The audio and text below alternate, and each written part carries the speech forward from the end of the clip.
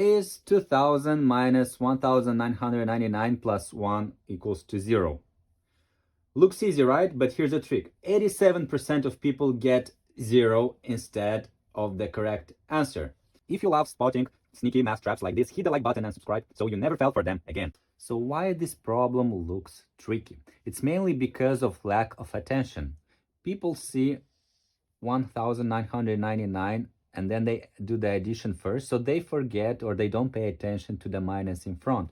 So for them, this equals to 2000, and of course 2000 minus 2000 equals to 0, right?